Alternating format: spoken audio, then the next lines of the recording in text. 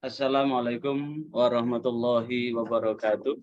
Waalaikumsalam warahmatullahi wabarakatuh. Alhamdulillah. Allahumma sholli wa sallim wa barik ala sayyidina Muhammad wa ala alihi wa ashabihi wa man irtadah ma ba'd. Alhamdulillah, pada hari ini Allah mempertemukan kita, dan ini adalah, kalau dari jadwal, adalah pertemuan ketiga dari mata kuliah Ahlus Sunnah wal Jamaah. Hari ini saya menggantikan Yai Maksum yang berpulang ke rahmatullah beberapa hari kemarin, dan sampai tuntas saya yang menggantikan. Dan dari informasi koordinator mahasiswa Kosma, ini adalah merupakan pertemuan ketiga dari presentasi kedua, ya, kelompok presentasi kedua. Maka ada satu hal, karena ini nanti yang ngasih nilai saya, maka nanti untuk yang kelompok pertama di pertemuan terakhir nanti saya kepingin menanyakan satu persatu terkait dengan pemahaman materi. Jika kalau kita share screen, saya share screen dulu ya. Kemarin yang sudah presentasi adalah Saudara Sunoto, Saudara Muhammad Abdul Rashid, Saudara Mudzakir, Saudara Mustafa Mubashir. 4 orang ini yang telah presentasi. Nanti aja, yang paling penting adalah tolong untuk yang kebagian makalah ini dipahami bab mukadimah itu dari Ahlus Sunnah wal Jamaah, latar belakang berdirinya Jamiah Nahdlatul Ulama, sejarah perkembangan Ahlus Sunnah wal Jamaah dari zaman Rasulullah, masa sahabat, tabi'in, mujahid, kemudian tokoh-tokohnya. Nanti akan saya tanya satu persatu. Dan hari ini di pertemuan yang ketiga atau meeting pertemuan ketiga tanggal 27 November ini, kita akan membahas panjang lebar tentang aliran-aliran dalam Islam. Sekali lagi kita akan membahas panjang lebar tentang aliran-aliran dalam Islam. Kelompok 2 ini ada 5 mahasiswa, ya. Saudara Dian Rahmawati, Saudara Muhammad Basar, Saudara Amrullah, Saudara Ahmad Junaidi, dan Saudara Maria Ulfa. Maka ini masing-masing saya kasih kesempatan untuk menyampaikan 5 menitan. Sekali lagi, masing-masing dari 5 orang ini saya kasih kesempatan untuk menyampaikan apa yang akan dibahas ini. Yang pertama saya persilakan Saudara Basar. Silakan, sebelum kita mengawali, mari kita awali dengan Ummul Quran Suratul Fatihah. Mudah-mudahan perjumpaan ini adalah perjumpaan yang betul-betul diberkahi oleh Allah Subhanahu wa taala. Al-Fatihah.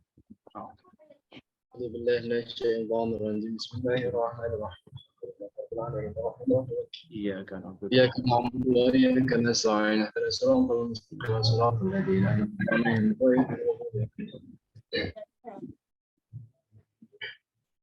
dan ini saya atur multiple participant can share simultaneously. Artinya apa? Yang lain bisa nge-share. Silakan di-share screen, langsung disampaikan. Masing-masing saya kasih kesempatan untuk menyampaikan 5 menitan. Saya ingin memantau penguasaan materi dari apa yang telah didiskusikan ini. Baik. Ya, silakan.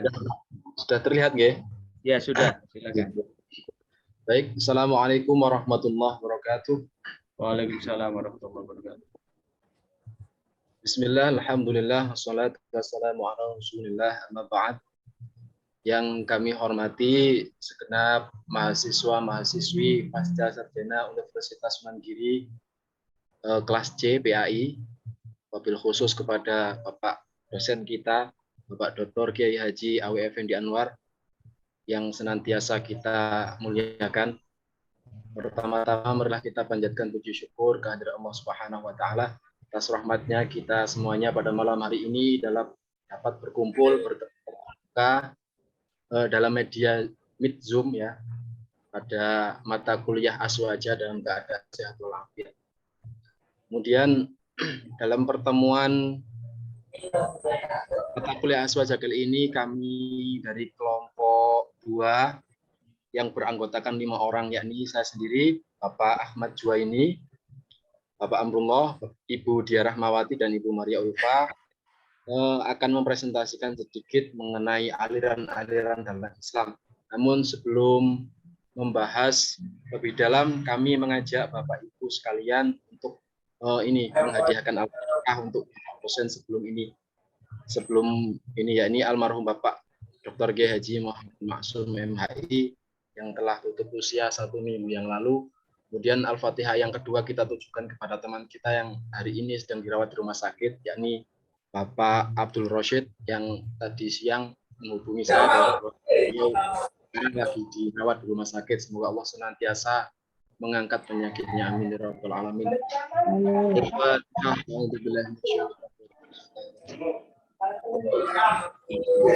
Ya kan Allah ya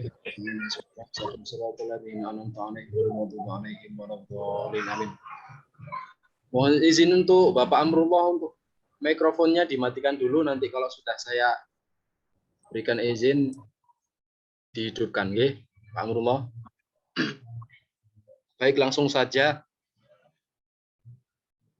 Berangkat dari pemahaman atau pembahasan sebelumnya, yaitu banyak membicarakan mengenai Aswaja dari masa ke masa dan membahas mengenai sejarah berdirinya Nahdlatul Ulama, maka pada pertemuan kali ini kami akan lebih melebar, yakni membahas mengenai aliran-aliran dalam Islam. Yang pertama ada aliran Syiah. Aliran Syiah ini menurut bahasa adalah pengikut atau pendukung atau kelompok. Kemudian menurut istilah kaum muslim yang dalam spiritual, keagamaan, dan kepemimpinan merujuk pada keturunan Nabi Muhammad SAW atau Ahlul Bait. Kemudian Syiah ini muncul ke permukaan sejarah pada masa akhir Khalifah Utsman bin Affan. Kemudian perbedaan yang sangat menonjol antara Syiah dan Sunni adalah Syiah mengatakan bahwasanya imamah atau mempercayai adanya imam yang mereka bilang ada 12 itu, diantaranya adalah sahabat Ali bin Abi Thalib itu sebagai pengganti Nabi. Utusan dari Allah adalah salah satu rukun iman. Jadi apabila ada seorang mukmin atau Islam yang tidak mengimani bahwasanya Ali bin Abi Thalib dan para imam yang lain adalah penerus daripada perjuangan Nabi, maka Islam orang itu tidak diakui atau tidak Islam. Seperti itu ya. Pemahaman Syiah seperti itu. Perbedaan yang sangat menonjol antara Sunni dan Syiah. Kemudian aliran yang kedua adalah Khawarij. Kata Khawarij secara etimologis berasal dari bahasa Arab yang artinya khoroja atau keluar atau memberontak. Adapun yang dimaksud Khawarij dalam terminologi alam adalah sekte, kelompok atau aliran atau pengikut Ali bin Abi Thalib yang keluar meninggalkan barisan karena tidak sepakat terhadap sahabat Ali yang menerima adanya tahkim dalam peristiwa Perang Siffin. Perlu diketahui bahwasanya peristiwa tahkim ini adalah artinya pencopotan jabatan antara sahabat Ali dan Muawiyah dari jabatannya, dan hasil dari tahkim itu sendiri adalah pembagian wilayah kekuasaan, yakni Ali memimpin wilayah Kufah, sedangkan Muawiyah diangkat oleh para pendukungnya menjadi khalifah di wilayah Syam. Kemudian selanjutnya yang ketiga adalah aliran Murji'ah. Murji'ah diambil dari kata irja atau arja'a yang bermakna penundaan, penangguhan atau pengharapan. Murji'ah ini orang yang menunda penjelasan kedudukan seseorang yang bersengketa, yakni dalam hal ini sahabat Ali dan Muawiyah, serta setiap pasukannya pada hari kiamat kelak. Murji'ah ini, aliran Murji'ah berawal dari ketidaksetujuan dengan kaum Khawarij yang menghukumi orang kafir bagi orang yang tidak setuju dengan tahkim. Jadi orang yang tidak setuju dengan tahkim ini dihukumi kafir oleh aliran sebelumnya, yakni aliran Khawarij ya. Jadi Murji'ah ini tidak setuju adanya pendapat demikian. Nah, kurang lebih nanti bisa dilanjut oleh personil kami dari kelompok 2. Mungkin dari Bapak Jua ini atau Pak Amrullah atau Budia, monggo waktu dan tempat dipersilahkan, nanti dilanjut diskusi atau tanya jawab. Silakan lanjut. Mas Basar mungkin saya Pak. Ya, Saya Pak. Ya, ya, Langsung tunjuk aja Pak. ya, bukan. Masih dilanjutkan dari anggota kelompok. Anggota kelompok kita kasih kesempatan untuk menyampaikan. Iya Pak Basar, maksudnya Pak Basar kan jadi ketua, tunjuk aja. Ini dibagi Pak, presentasinya dibagi. Oke, saya lanjut aja Pak Basar. Oke, selanjutnya yaitu aliran Qadariyah yang berasal dari bahasa Arab, yaitu Qadaro yang artinya kemampuan dan kekuatan. Adapun menurut pengertian terminologi, Qadariyah adalah suatu aliran yang mempercayai bahwa segala tindakan manusia tidak diintervensi oleh Tuhan. Aliran ini berpendapat bahwa tiap orang adalah sebagai pencipta bagi setiap perbuatannya. Ia mendapat suatu perbuatan yang dapat meninggalkan kehendaknya sendiri. Selanjutnya yakni Pak Basar, slide-nya Qadariyah. Setelah Qadariyah ada Jabariyah, aliran Jabariyah. Nah, di sini untuk pemahaman Jabariyah telah muncul sejak awal periode Islam. Namun Al-Jabar sebagai suatu pola pikir atau aliran yang dianut untuk mempelajari dan mengembangkan pemikiran-pemikiran yang baru pada masa pemerintahan Daulah Bani Umayyah, yakni Ja'ad bin Dirham dan Jam bin Safwan, dan dikembangkan oleh Husain bin Muhammad An-Najjar dan Jad bin Dirham. Seperti itu. Kemudian selanjutnya aliran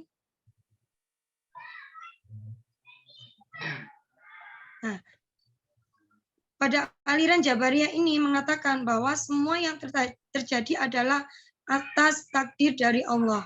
Jadi manusia tidak ada campur tangan atas kejadian yang ada di dunia maupun di akhirat kelak. Sehingga Jabariyah mengatakan, sehingga aliran Jabariyah mengatakan bahwa amal yang soleh bukanlah sebab masuknya kita ke surga. Seperti itu. Selanjutnya Pak. Kemudian selanjutnya yakni aliran Mu'tazilah. Aliran Mu'tazilah berasal dari kata i'tazalah yang berarti menjauhkan diri. Nah,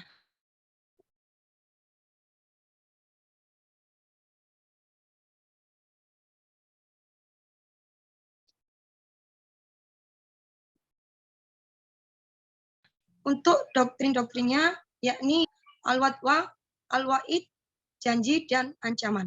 Yang keempat, al-manzilah bain al-manzilatin, yaitu posisi di antara dua tempat. Dan yang terakhir tentang amar ma'ruf nahi mungkar. Mungkin bisa disambung sama yang lain, monggo. Silahkan sambung.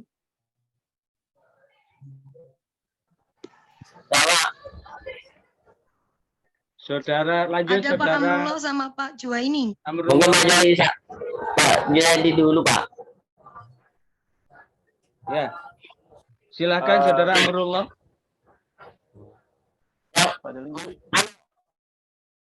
Saudara Amrullah. Pak Basar geserannya Basar. ini tentang Silakan Saudara Amrullah. ya. Jadi di sini kelompok selanjutnya menerangkan tentang Mu'tazilah. Ini dari sebagian aliran yang beredar lebihnya di Indonesia. Jadi Mu'tazilah itu merupakan aliran teologi yang mengedepankan akal sehingga mereka mendapat nama kaum rasionalis Islam. Mu'tazilah berpendapat bahwa Al-Quran yang dalam istilah teologi sering disebut kalam Allah bukan qadim atau kekal, tetapi hadis dalam arti baru dan diciptakan Tuhan. Jadi Mu'tazilah ini pemikirannya mengedepankan kepada akal, Pak. Beda dengan Qadiriyah yang mana mengedepankan kepada takdir Allah, dan juga Jabariyah yang mengedepankan kepada pemikirannya mengedepankan kepada usaha sendiri. Jadi kalau Mu'tazilah ini berbeda dari yang kedua yang kami sebutkan tadi.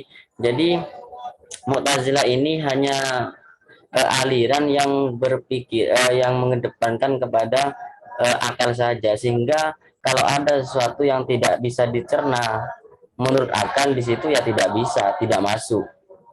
Dan juga dari pendapat dari aliran Mu'tazilah ini di situ sudah tertera di listnya bahwasanya Al-Qur'an yang dalam istilah teologi sering disebut kalam Allah, bukan qadim atau kekal. Jadi yang seharusnya kalam firman-Nya Allah Ta'ala itu yang seharusnya qadim, di situ menurut menurut aliran Mu'tazilah itu tidak qadim. Soalnya kenapa? Ya tidak bisa dicerna dengan akal itu. Lanjut Basor. Aslinya lanjut Basor. Silakan lanjut.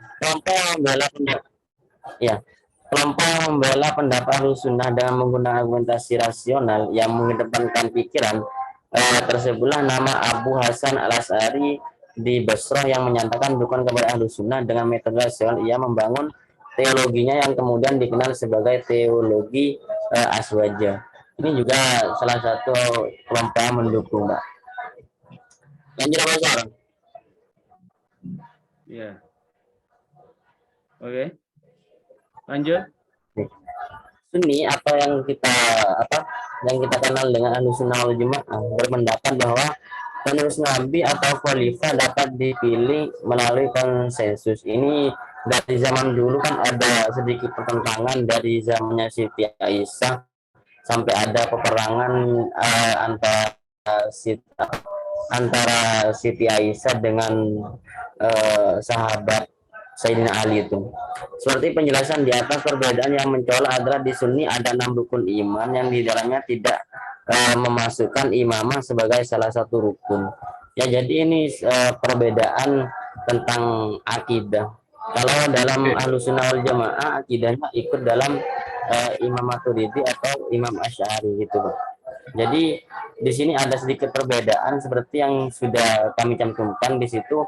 Di dalam rukun iman itu dalam imamah tidak disebutkan. Maksudnya tidak ada percaya kepada imam itu tidak dimasukkan kepada salah satu rukun iman. Lanjut Pak Sor. Oke.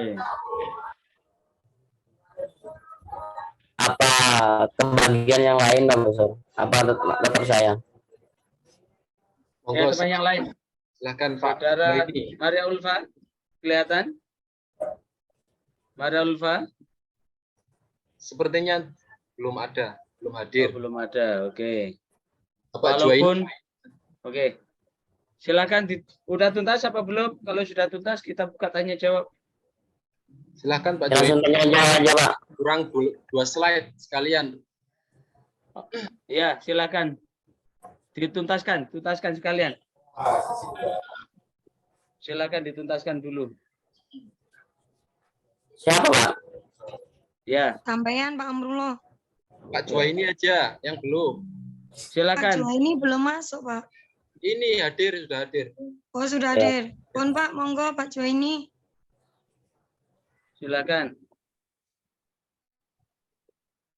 Saya kepingin mendengar suaranya.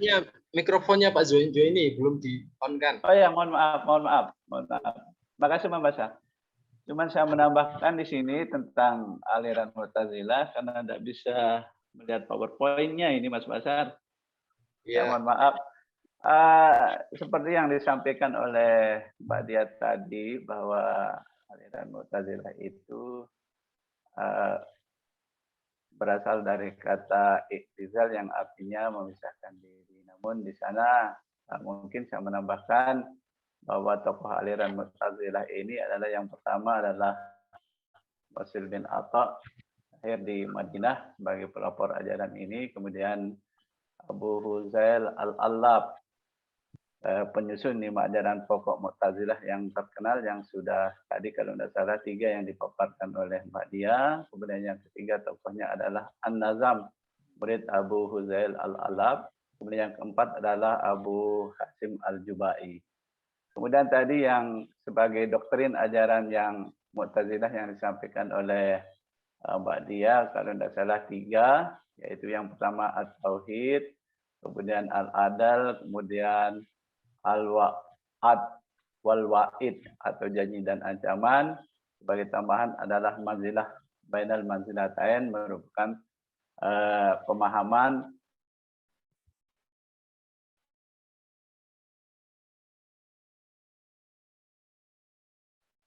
bahwa mengatakan bahwa pelaku dosa besar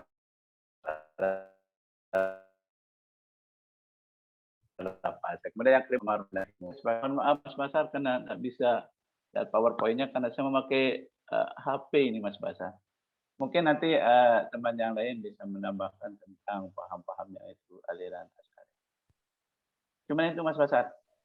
Pak, masih ada 2 slide itu tentang ahli sunnah wal jamaah. Silakan, Saudara Basar lanjutkan.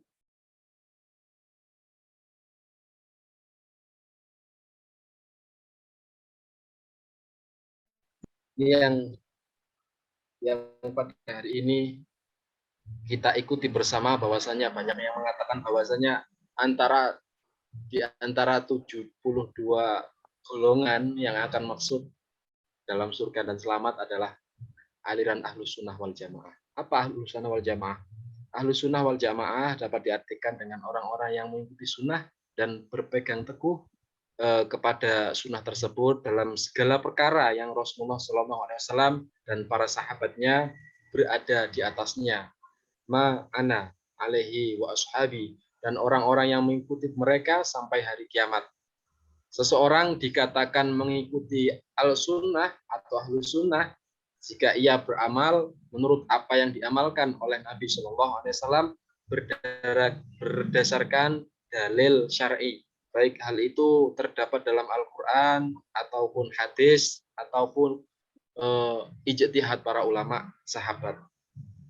Yang terakhir, kesimpulannya melihat betapa banyaknya aliran yang menyimpang dari Islam, satu-satunya jalan untuk menghindarinya adalah memperdalam pengetahuan tentang agama Islam yang sesuai dengan Al-Quran, hadis, dan jumhur para ulama yang ada. Mungkin demikian dari saya, kurang lebihnya mohon maaf, ini banyak kekurangan, jadi mohon untuk masukannya teman-teman bisa untuk menanyakan sesuatu yang perlu ditanyakan, nanti dibahas bersama-sama. Kalau misalkan buntu, nggak ada jawaban, misalkan nanti bisa dilanjutkan oleh Bapak dosen. Mungkin demikian, kurang lebihnya. Assalamualaikum warahmatullahi wabarakatuh.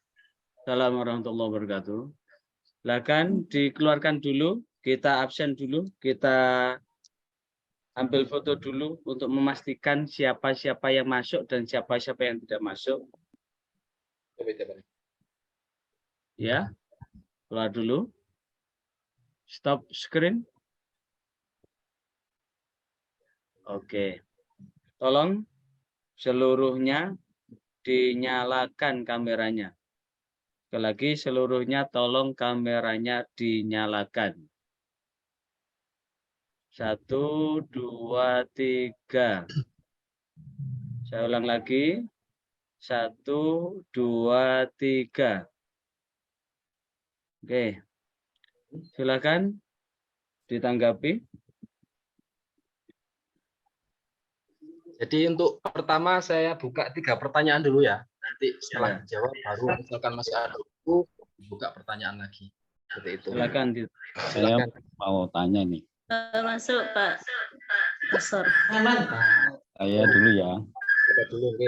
Oh, ini. Yulianto. Pak Yulianto silakan, oke, Pak. Ya. Nah, itu tadi ada aliran-aliran dalam Islam. Tapi kok aliranku gak ono ya, NU mbek Muhammadiyah niku ini di rombongan.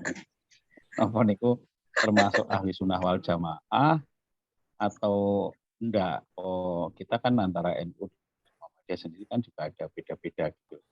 Oke. Dari Itu kelompok 2 ini pertanyaan siapa yang Anda sederhana. masuk? Saudara Terima Basar? kasih dari saya ya. Oh. Mohon maaf. Mario Ulfa tidak ada ya? Ada. Untuk Pak Suroto barusan menghubungi bahwasanya beliau lagi sakit, nggak bisa mengikuti perkuliahan. Ya, terima kasih Pak Yulianto untuk pertanyaannya. Mungkin kami lanjut untuk pertanyaan selanjutnya dari Ibu siapa tadi yang sempat menanyakan. Saya Pak Basor. Oke, silakan. Buka Romi. Oke. Iya. Tadi saya terlambat masuk. Pemakalahnya sudah mulai. Iya. Ini tentang aliran-aliran kalam. Yang saya ingin tanyakan, kapan dan apa sebabnya aliran-aliran kalam ini muncul?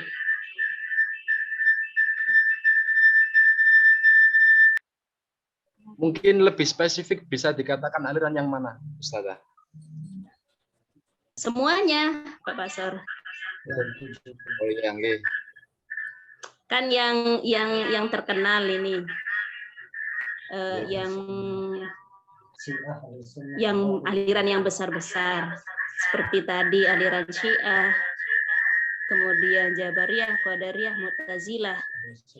Nah, nanti ada aliran-aliran yang lain itu lahir dari sekte-sekte aliran yang tadi. Nah, yang saya ingin tanyakan kapan mulai munculnya aliran-aliran ini dan apa sebabnya itu? Ya. Cuma itu saja Pak Basar. Terima kasih banyak Ibu Karomi. Pertanyaannya sangat luar biasa. Kemudian dilanjut pertanyaan yang terakhir. Monggo silakan.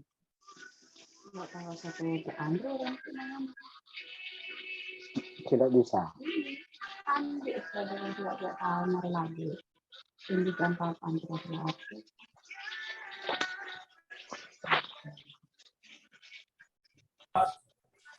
Baik, kalau tidak ada saya masuk satu pertanyaan.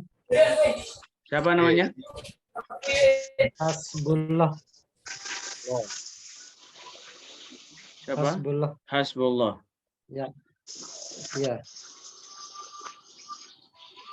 Baik, sebelumnya terima kasih Pak Dokter atas waktunya. Langsung saja ke pertanyaan singkat. Di dalam hadis At-Tabrani yang tadi ada saya dengar dia disebutkan artinya bahwa kelak umatku, sabda Rasul, umatku akan terpecah menjadi 73 golongan. Ya, yang 72 masuk neraka, yang 1 masuk surga. Nah, saya ingin minta penjelasan sedikit yang 73 golongan. 73 golongan itu saya minta disebutkan.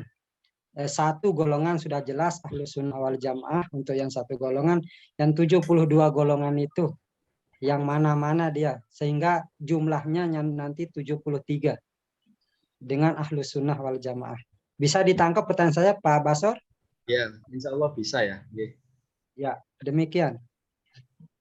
Oke. Alhamdulillah sudah kami terima 3 pertanyaan dari teman-teman sekalian, Bapak dan Ibu. Pertanyaan yang pertama disampaikan oleh Bapak Yulianto, yakni menanyakan perihal Nahdlatul Ulama atau yang sedang kita yakini sekarang, ideologi sekarang kita ini dengan Muhammadiyah itu apakah termasuk asas wajah seperti itu? Gitu? Apakah termasuk Ahlus Sunnah wal Jamaah? Oke.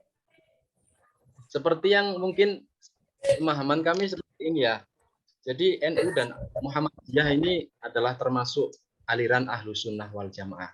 Kenapa demikian?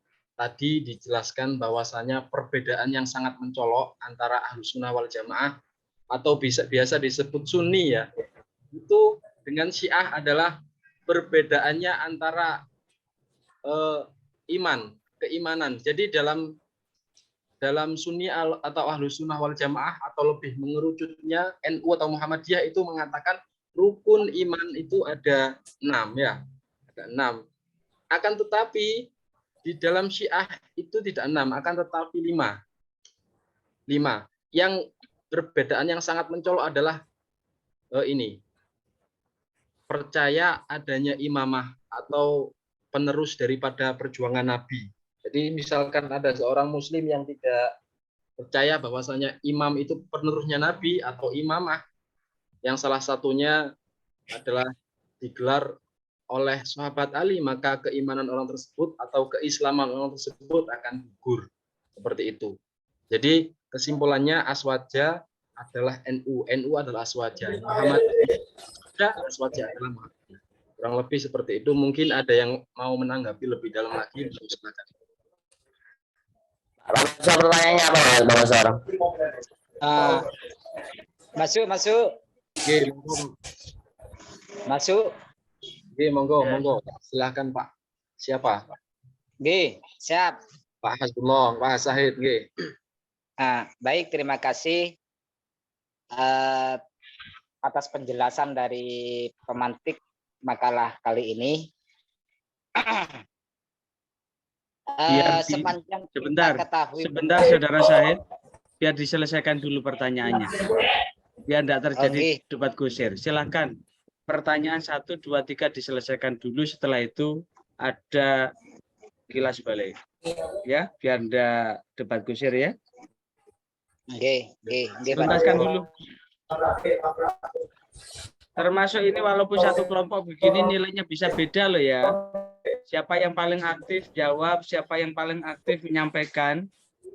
Ini di kelompok 2 ini ada Saudara Basor, Saudara Dia Rahmawati, Saudara Amrullah, Saudara Junaidi, Saudara Mara Ulfa. Kalau tidak ada sama sekali 0 nilainya, walaupun di makalah itu ada. Untuk presentasinya 0. Karena itu anggota kelompok usahakan yang aktif. Kalau ada masalah silakan gantian jawab. Semakin hidup semakin bagus nilainya. Silakan. Saya dari tadi nggak dikasih masuk, Pak. Ya, silakan Saudara. Silakan Saudara Amrullah. Ya, pertanyaan yang mana yang saya jawab, Ayo? Untuk pertanyaan yang kedua dari Ibu Karomi Zamila, beliau menanyakan bahwasanya maaf, sebentar dulu Pak Basar, untuk pertanyaan pertama kan masih belum kita ada yang mau menanggapi, termasuk saya mau menanggapi juga. Bisa, ya, saya nanti pertanyaan pertama. Anggapannya nanti aja dulu, biar dijawab dulu pertanyaannya. Baik. Bisa masuk. Yes. Sudah paham ya Pak Hasbullah ya. Jadi diselesaikan dulu pertanyaannya, nanti tanggapannya menyusul. Monggo silakan Pak Amrullah. Mas Basar, bisa saya masuk? Sebentar, saya pakai handset dulu, Pak. Oke, silakan Pak Juwaini, boleh. Ya. Jadi pertanyaan Ibu Karomi Zamila, kapan atau apa penyebab aliran-aliran dalam Islam yang jumlahnya 73 golongan tadi muncul? Apa penyebabnya? Seperti begini Mas Basar, mungkin kalau saya menanggapi dari apa yang ditanyakan oleh Pak Yudianto, tadi mungkin saya bisa menambahkan dari Mas Basar gitu ya. Mohon maaf Pak Zuhaini, ini karena kan setiap dosen berbeda, setiap murid juga berbeda. Jadi ini menurut Bapak Doktor, kita selesaikan dulu pertanyaannya, yang 3 pertanyaan tadi. Setelah selesai penjawaban dari pemateri, mungkin baru kita lanjutkan untuk menyanggah. Seperti itu Pak Zuhaini ya. Mungkin langsung saja jawab untuk pertanyaan kedua mungkin. 1, 2, 3 dijawab dulu, setelah itu kita kembalikan ke yang tanya. Baik. Jadi yang mana jawab, halo. Ini saya bacakan ya pertanyaan yang kedua. Oke. Jadi ya silakan Pak Ahmad ini, monggo. Ya, jadi kalau saya menanggapi dari apa yang ditanyakan oleh Ibu Romi ya, atau Zamila, jadi pertanyaannya kapan dan apa sebabnya aliran-aliran. Yang pertama tadi sudah disampaikan bahwa aliran-aliran itu diawali oleh ketidakpuasan. Yang pertama dari yang sudah disampaikan oleh Mas Basor tadi, yang aliran yang pertama muncul adalah aliran Syiah. Aliran Syiah ini muncul karena ketidakpuasan dari keputusan Ali.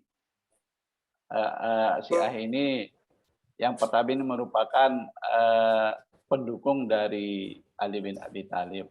Kemudian ada yang tidak puas dengan keputusan Ali bin Abi Thalib itu adalah muncul kaum Khawarij. Oleh karena itu mungkin bisa kita sebutkan awal dari munculnya aliran-aliran ini adalah yang pertama dari politik, gitu ya. Kemudian kedua adalah tentang ketauhidan. Itu saja mungkin Ibu Zamila. Zamila yang bisa saya jawab. Oke, terima kasih Pak. Jadi untuk pertanyaan yang ketiga disampaikan oleh Pak Ahmad tadi, beliau menanyakan bahwasanya hadis tadi kita materi sempat mengatakan bahwasanya ada 73 golongan, yang satu masuk surga dan yang lainnya dikatakan sesat atau masuk neraka, seperti itu nggih Pak Hasbullah ya. Kurang lebih seperti itu. Jadi monggo silahkan, misalkan ada yang mau menjawab dari pemateri dulu nggih. Ya, ini Pak. Saya nggih Pak. Nggih, monggo. Ya, Bu Dia apa saya? Saya dulu, nanti jenengan yang nambahi. Bisa tahu. Ya, oke. Dari 73 golongan itu, yang 10 adalah kelompok Islam, di mana di situ ada kelompok Ahlus Sunnah wal Jamaah, Khawarij, Syiah, Murji'ah, Mu'tazilah, Musyaibihah, Jahamiyah, Kiraiyah, Najariyah, dan Kilabiyah. Kemudian untuk Ahlus Sunnahnya sendiri itu hanya terdiri satu golongan, sedangkan untuk Khawarij ada 10 golongan, untuk Mu'tazilah 6 golongan, Murji'ah 12 golongan, dan Syiah 32 golongan.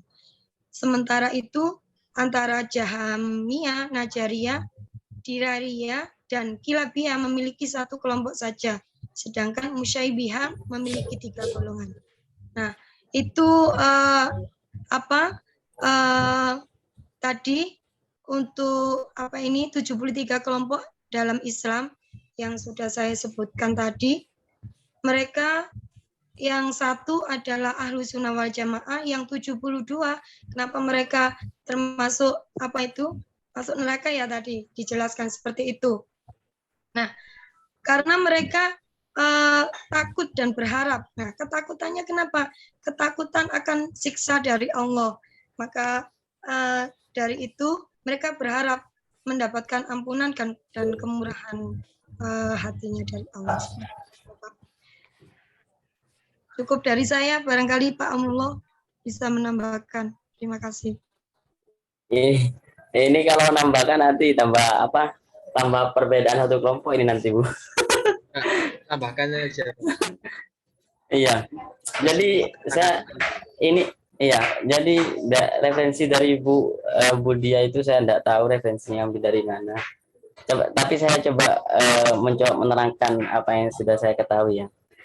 Jadi Kanjeng Nabi Muhammad itu pernah bersabda, ya ada 73 golongan, yang satu masuk surga, yang 72 masuk neraka, dan yang satu itu yang satu itu Ahlus Sunnah wal Jamaah.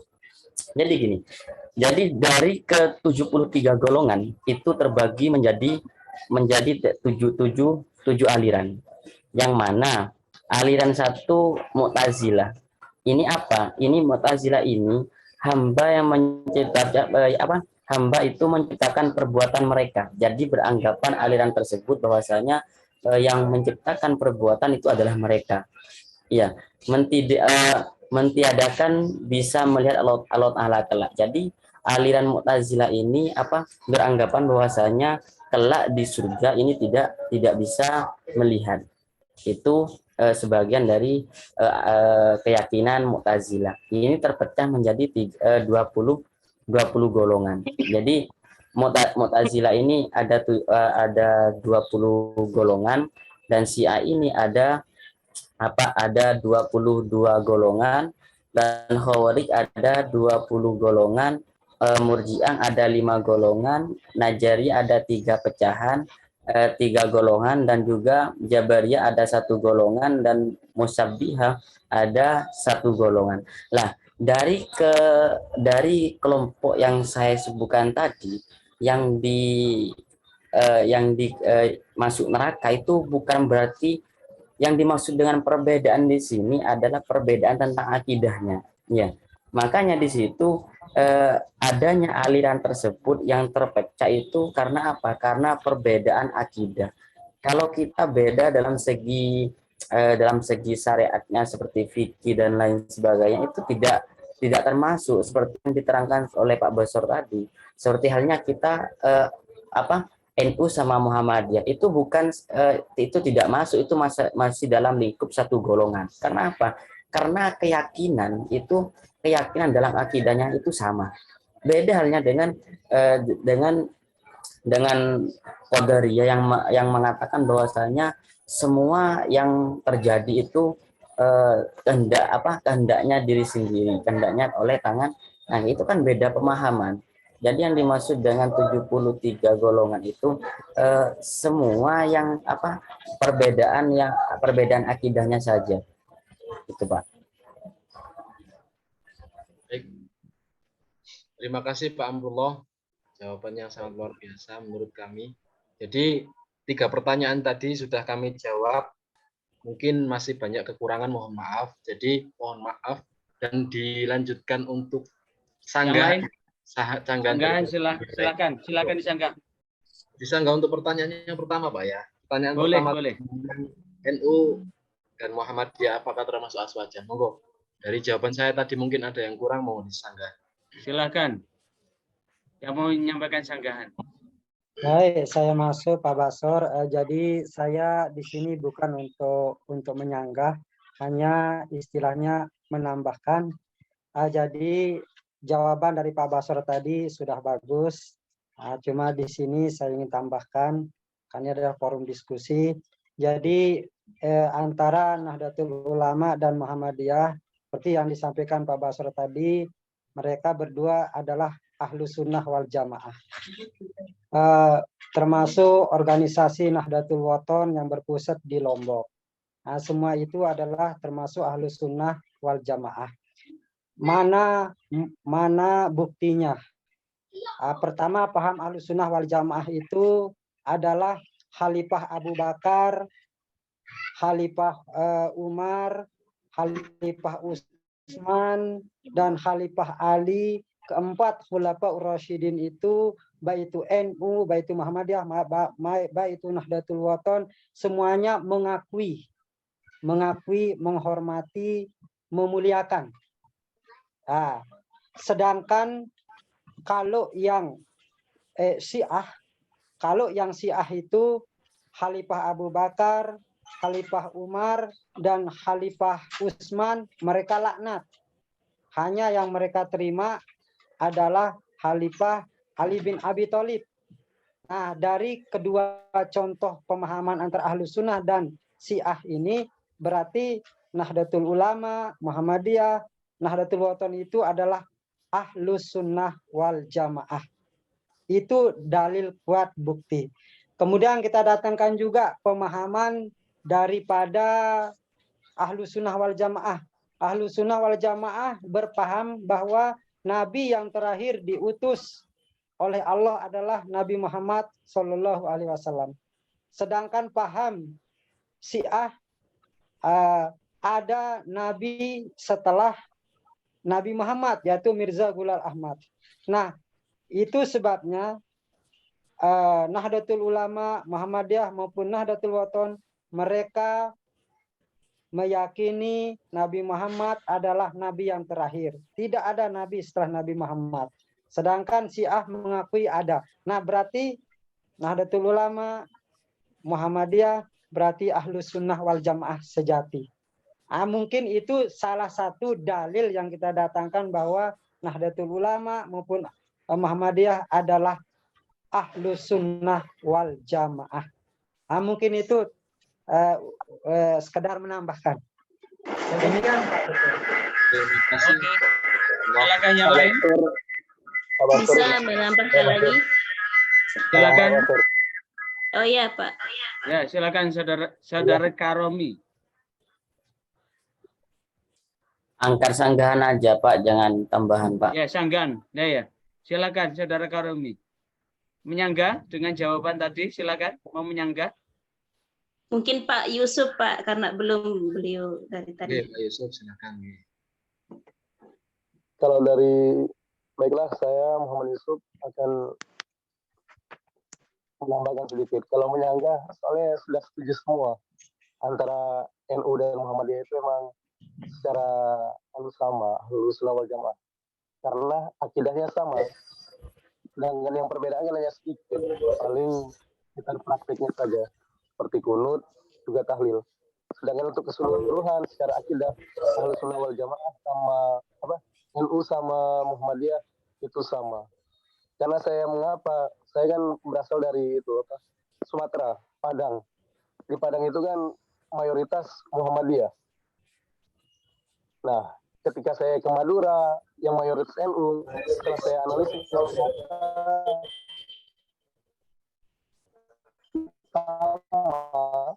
secara akhir, cuman perbedaan sedikit lah. Di kesimpulannya saya setuju dengan pendapat materi tadi. Oke. Terima kasih. Soalnya ada yang bisa disanggah karena Saya mau masuk. Silakan Karomi, saudara Karomi. Ya, saya mau menyanggah sedikit penjelasan Pak Hasbullah yang menyatakan ada keyakinan Syiah akan ada Nabi setelah Nabi Muhammad. Sebenarnya bukan Nabi, tapi keyakinan Syiah itu Ar-Raja'ah namanya. Yaitu kembalinya Sayyidina Ali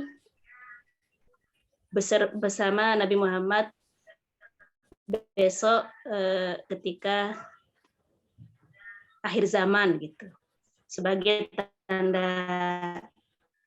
tanda-tanda kiamat kubro. Sedangkan Mirza Ghulam Ahmad itu bukan nabi yang diyakini oleh Syiah, tapi nabi yang diyakini oleh aliran Ahmadiyah. Sehingga kan aliran Ahmadiyah itu disesatkan oleh negara, tidak boleh diikuti. Mungkin hanya itu. Oke. Udah, sekarang saya buka ini Pak Zulianto ini masuk kelas PAI apa kelas HKI? Saya dua-duanya. Dua-duanya? Iya, nomor di berapa? HKI sama Tak cari-cari PAI. kok enggak kelihatan ini. Saya newcomer, Pak. Baru masuk, makanya Maaf, saya Pak masih Dokter. monitor. Oh, baru masuk. Iya, mohon maaf ini, Dok, sambil siaran saya di JTV ini. Iya. Ini sambil iklan haji. Jadi, mohon maaf. Ya, Karena nggak apa-apa. waktu sih ya. Ya, Oke. terima kasih. Tapi saya tetap Masuk monitor kelompok terus, Dok. berapa? Saya belum dapat, Dok. Mohon dibantu untuk digabungkan, saya nunut sama kelompok Oke. mana. Saya gabungkan di kelompok yang masih sedikit, kelompok 4 ya. Siap. Iya. Siap, Nanti siap, gabung siap. kelompok 4. Siap. Bapak Yulian Paso TV. Ya, ada di JTV itu. Iya, sedang live di JTV sekarang. Iya. Keren. Ini OKB itu orang kaya baru ini. Baik Pak Dokter, bisa saya masuk sedikit? Oke, tambah. silakan. Ya, tadi saya sanggah juga sedikit pernyataan Ibu Karomi tadi menyanggah soal Ahmadiyah. Jadi kalau kita lihat literatur Islam, yang namanya Ahmadiyah itu masuk dia ke golongan Syiah. Nah, jadi bisa kita lihat di literatur Ahlussunnah wal Jamaah, aliran-aliran itu salah satu sekte, salah satu aliran yang termasuk aliran Syiah itu adalah aliran Ahmadiyah. Bisa kita lihat di kitab sejarah. Mungkin itu dulu saya sanggah sedikit, saya lurus. Dari atas. Oke. Sip. Sekarang udah kita buka pertanyaan berikutnya. Dibuka pertanyaan berikut. Silakan. Dua penanya sebelum saya ambil alih. Silakan untuk menambahi atau menyanggah pertanyaan yang kedua tadi dari Ibu Karomi. Ada yang mau nyanggah, nambah, dan sebagainya?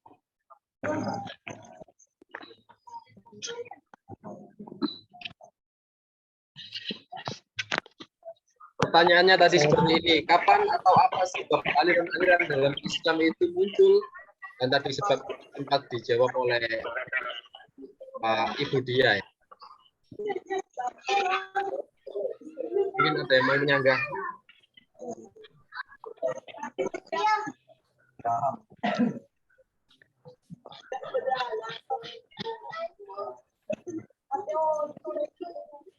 Masih tahapan sanggahan atau boleh bertanya lagi? Masih sanggahan. Tadi yang menjawab, mohon maaf, siapa nggih pertanyaan yang kedua? Pak Juwaini. Pak Juwaini, oh ya. Sudah dijawab tadi. Pertanyaan kedua sudah dijawab tadi. Jawabannya tadi seperti apa Pak Juwaini? NU sama Muhammadiyah tadi dijawab sama-sama yang lain Ahlussunnah. Sama-sama Ahlussunnah. Nanti terakhir saya yang nanggapi. Boleh diulang untuk jawabannya Pak Ahmad Juwaini tadi? Oh iya. Cuplikan saja nggih. Jadi pertanyaan dari Ibu Karomi itu kapan dan apa sih sebabnya aliran itu muncul gitu. Jadi jawabannya saya sampaikan tadi seperti yang diuraikan oleh Mas Basar itu bahwa aliran yang pertama muncul adalah aliran Syiah. Di aliran Syiah itu merupakan aliran yang sangat mendukung dari keputusan Ali bin Abi Thalib. Kemudian di samping aliran Syiah itu ada aliran Khawarij, artinya yang keluar yang tidak setuju dengan keputusan Ali bin Abi Thalib. Sehingga bisa kita simpulkan bahwa aliran ini penyebabnya yang pertama adalah ketidakpuasan dari keputusan Ali bin Abi Thalib. Kemudian tentunya ada keyakinan-keyakinan atau sehingga aliran-aliran ini muncul. Itu saja sebagai jawaban. Itu aja Mas Wasan. Baik, terima kasih. Monggo barangkali ada yang mau menambahkan atau Dibuka pertanyaan lagi aja. Oh ya, boleh. Apabila 3 pertanyaan tadi sudah taslim, boleh kita pertanyaan 2 lagi. Nanti saya ambil alih aja Kak Bapak. Kembalikan ke Pak dosen aja Pak. Ya. Boleh bertanya? Kalau tidak ada yang bertanya. Tidak usah Bu Karomi. Ya. Silakan Ibu Karomi. Kalau tidak ada yang bertanya, Bu bertanya lagi. Ya, bertanya lagi. Tapi usahakan yang bertanya yang belum pernah bertanya, biar semuanya dapat bahan nilai. Mau bertanya, Pak? Ya, silakan. Saya, Pak. Saya tanya, Pak. Ya, silakan. Baiklah. Pak Basar, Silakan. saya ingin bertanya ini. Untuk di zaman sekarang kan gempuran teknologi sangat kuat. Yang ingin saya tanyakan ialah bagaimana cara kita sebagai akademisi ataupun dalam dunia pendidikan untuk membendung aliran-aliran selain Ahlussunnah wal Jamaah agar kita mampu mempertahankan, terutama untuk mengajarkan ke anak-anak didik kita, saudara-saudara kita, agar tetap bertahan di Ahlussunnah wal Jamaah dari sekian gempuran-gempuran golongan-golongan lain yang ada di kita. Terima kasih. Mungkin ada. Ya. Oke. Diulang lagi apa tadi? Kok gak jelas tadi? Ya sudah kami tangkap. Yang tanya Muhammad Yusuf ya, saudara Muhammad Yusuf ya. Oke. Pertanyaannya tadi bagaimana mempertahankan ideologi Aswaja pada murid-murid kita agar tidak memasukkan di gempuran-gempuran aliran ini apa teknologi sekarang nih, Pak. Soalnya maka rawan dalam untuk sangat hidup itu. Oke. Satu lagi. Ya Pak, saya Pak. Ya silakan saudara Fathur siapa? Panji Fathur Rahman. namanya siapa ini kalau di absen? Sohibul Liwa, Pak. Siapa? Sohibul Liwa. Sohibul Iwa. Iwa ganteng apa Pak? Mujair. Iya, Sohibul Liwa. Kalau ada absen, Sohibul Liwa Panji ini, Pak. Oh, Sohibul Iwa Banteng. Iya. Bukan Madura, Pak. Oh. Ya, Sohibul Iwa. Oke. Silakan Sohibul Iwa. Fathur Rahman tadi, Pak. Iya, Pak. Mau menjawab, Pak ya? Ya, silakan. Bismillahirrahmanirrahim, dengan terkait dengan pertanyaan saudara kita Yai Yusuf mengenai tentang bagaimana mempertahankan ideologi Aswaja, mengingat sekarang perkembangan zaman ini teknologi sangat canggih. Pertama, menurut kami langkah pertama yang harus kita lakukan adalah bagaimana kita harus menguasai media, Pak. Karena media itu sangat penting. Bagaimana kita menguasai media di media itu berupa Facebook, Instagram atau semacamnya. Yang penting kita menguasai media. Yang pertama itu. Yang kedua, penguatan kader di setiap daerah. Sekarang mohon maaf saja, banyak kader itu yang hanya tahu apa kulitnya saja tanpa tahu isinya. Banyak dari teman-teman Aswaja dan semacamnya itu kami NU, tapi mereka itu tidak tahu bahwa apa itu tugas kita sebagai salah satu penerus dari para masyayikh kita itu. Yang kedua itu. Yang ketiga tentunya yang tidak kalah penting dari ini adalah kekuatan doa spiritual. Karena bagaimanapun kalau sebuah perjuangan tanpa doa itu ya sombong kan, Pak. Artinya bagaimana masyayikh kita itu harus menekuni beberapa amaliyah yang ditekuni oleh seperti Kiai Haji Hasyim Asy'ari, Kiai Wahab Hasbullah dan semacamnya. Itu, Pak. Itu menurut kami. Karena sekarang itu banyak aliran-aliran yang mengatakan saya itu ya apa? Termasuk Ahlussunnah wal Jamaah. Padahal kalau yang kami lihat itu kalau Ahlussunnah wal Jamaah itu fa'alaikum bisunnati wa sunnati khulafa'ir rasyidin. Banyak teman-teman itu yang mengatakan saya Ahlussunnah tapi pekerjaannya menyimpang dari kata Ahlussunnah. Maka kesimpulan kami, jawaban kami dari ini yaitu harus menguasai media. Bagaimana media itu kita kuasai caranya, teman-teman bergerak di media karena sekarang era media. Yang kedua itu ya penguatan kader di setiap daerah. Dan yang tak kalah pentingnya itu para masyayikhnya itu ya harus lebih tekun beribadah dan mengamalkan amalia-amalia yang diajarkan oleh para masyayikh terdahulu. Itu Pak dari kami, Pak. Oke. Lanjut yang lain. Baik, saya tanggapi. Jadi Pak Basor bisa saya tanggapi. Silakan Pak Hasmo untuk menanggapi. Baik, jadi tadi sudah dijelaskan dan saya juga ingin menambahkan. Jadi bagaimana cara kita terutama untuk anak-anak kita di tingkatan MI, SD, SMP, SMA terutama itu yang rawan dengan pemahaman.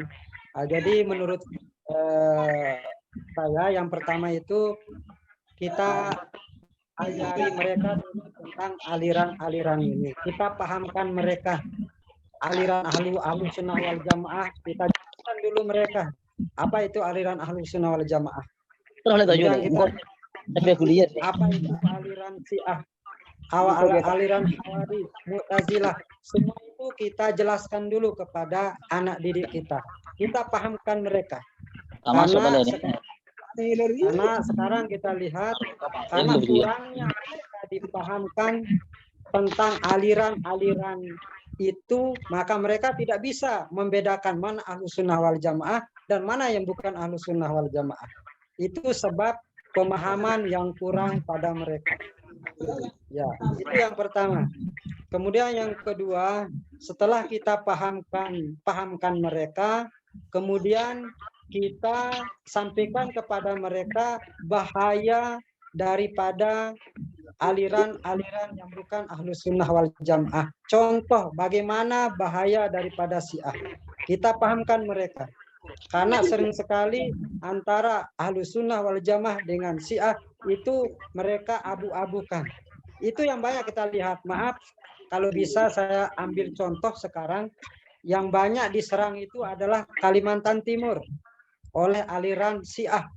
Yang mana salah satu metode aliran Syiah ini adalah laki-lakinya Syiah mengawini orang asli Kalimantan. Awalnya si laki-laki ini dia mengikuti apa pemahaman daripada si calon istrinya. Setelah mereka menikah punya anak, barulah di sini mereka akan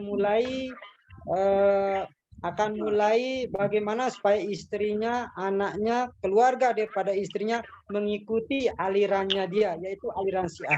Sekarang bisa kita lihat di data Indonesia itu yang paling diserang sekarang adalah Kalimantan untuk aliran Syiah ini. Nah, itu sebabnya karena kurangnya pemahaman, itulah makanya masyarakat tidak bisa membedakan mana Syiah, mana ahlus sunnah wal jamaah. Mungkin itu tambahan dari saya, cara kita daripada membendung aliran-aliran itu jangan sampai merusak ke anak didik kita. Demikian. Masuk Ustadz, masuk menambahkan. Ya, silakan, Saudara Zainal Abidin. Saya sependapat dengan pemakalah barusan. Bapak yang dijelaskan oleh Pak Amrullah itu sudah mewakili semua dan ditambahkan oleh Ustadz Yai Hasbullah. Yang tidak kalah penting dari semua yang telah dijelaskan itu, satu hal yang perlu kita rubah atau yang perlu kita tanamkan, yaitu di sektor pendidikan yang telah ditanyakan oleh Bapak Yusuf.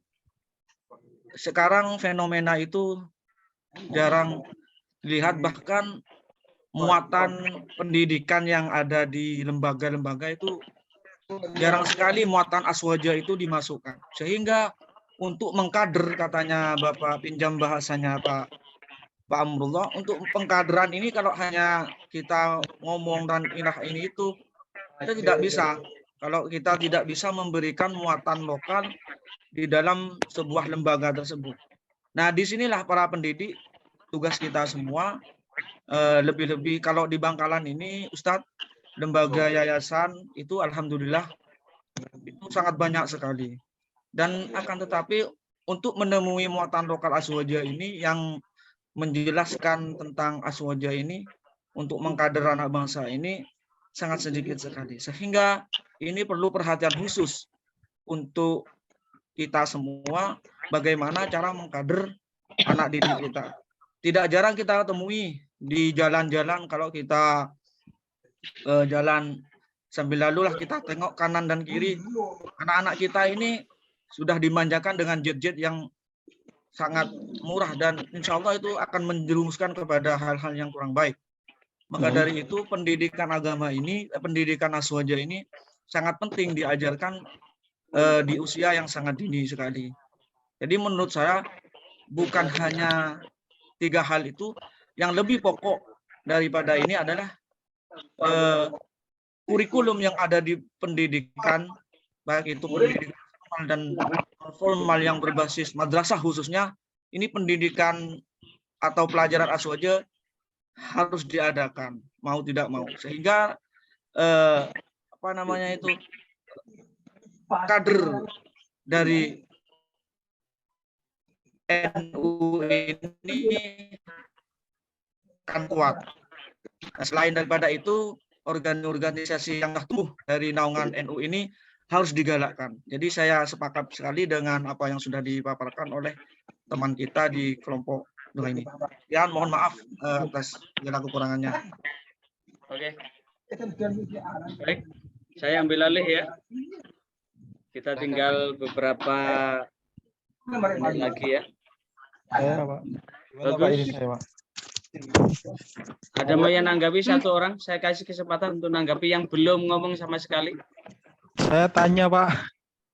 Ya, tanya Pak. Silakan. Iya, tanya. Ya. Satu lagi, Pak ya. Terkait dengan aliran-aliran Islam, ini banyak yang saya tanyakan ini, Pak, dalam pikiran saya karena saya minim banget terkait dengan aliran-aliran ini. Nah, saya kan dari golongan NU, Pak, NU yang dari turunan ibu bapak saya. Nah, yang saya tanyakan, Pak, kalau kita terus menggalakkan ke NU-an tetapi tidak bisa memasukkan apa materi-materi di sekolahan Nahdlatul Ulama atau terkait dengan NU perkenalan itu. Sekarang kan kalau di NU itu ada PKPNU yang membahas tentang kajian lebih dalam dan ada lagi kitab Ahlus Sunnah wal Jamaah itu, Pak. Saya juga pernah berguru itu. Namun yang saya tanyakan aliran-aliran ini Islam ini yang paling sesat itu yang mana, Pak? Terus kemudian di aliran Ahlus Sunnah wal Jamaah ini apakah yang paling benar menurut kita dan juga gimana caranya aliran-aliran yang Islam ini yang ada di Indonesia itu berkembang secara cepat. Itu saja, Pak. Oke. Ada yang lain? Oke, cukup. Saya ambil alih ya. Saya ambil alih ya. Silakan, Pak. Oke. Semuanya bagus. Kelompok 2 ini kompak. Hanya satu yang tidak saya kasih nilai. Cross check ya. Kelompok 2 ini ada 5 orang. 1 Saudara Muhammad Basar, 2 Saudara Dia Rahmawati, 3 Amrullah, Ahmad Juwaidi, dan Maria Ulfa. Yang Maria Ulfa tidak ada ya? Tidak hadir. Masuk. Tidak pernah masuk. Tidak pernah masuk? Yang Maria Ulfa ini. Oke. Sekalian tolong Kosma setiap pertemuan tolong di absen ya, siapa yang tidak masuk, siapa yang masuk dan siapa yang tidak masuk. Yang mereka masuknya kurang dari 3, terpaksa saya tidak akan ngasih nilai. Tidak akan keluar nilai. Jadi paling tidak setiap orang minimal 3 kali masuk. Berarti maksimal tidak masuk itu 3 kali. Lebih dari 3 kali tidak keluar nilainya. Tuh. Dan pada kesempatan ini cukup bagus dari presentasinya. Saya kasih nilai A buat kelompok ini. Kemudian beberapa orang dari Saudara Karomi, Saudara Zulianto, Saudara Hasbullah, Saudara Yusuf, Saudara Iwa, Saudara Zainal Abidin, Saudara Fathur Rahman masuk dalam masuk dalam tabungan untuk nambah penilaian yang lain.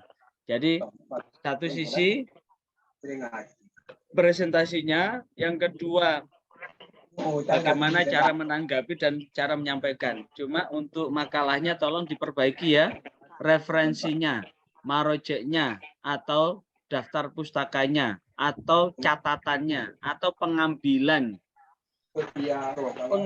sumbernya. Tolong dilengkapi itu. Sekali lagi makalahnya dilengkapi pengambilan sumber.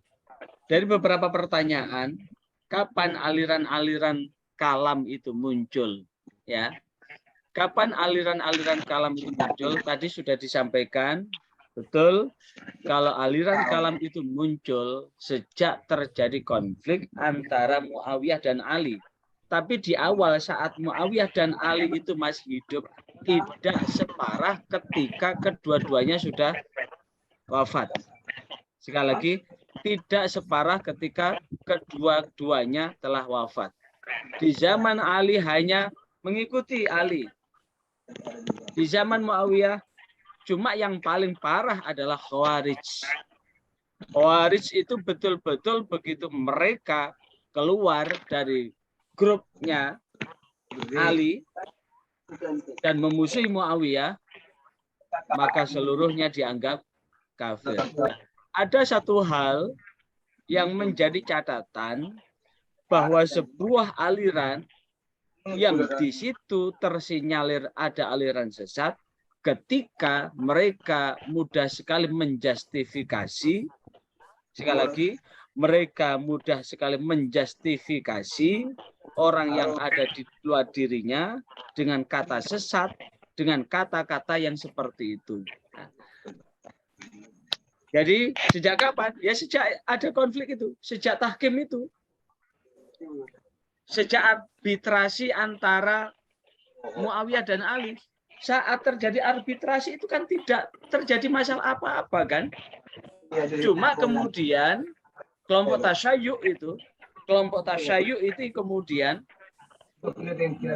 ini kemudian membela kelompok Ali. Tapi ada satu pertanyaan saya ini. Ali bin Abi Thalib itu anaknya bukan hanya Husain loh ya. Tapi Hasan itu juga putranya. Tapi kenapa Syiah itu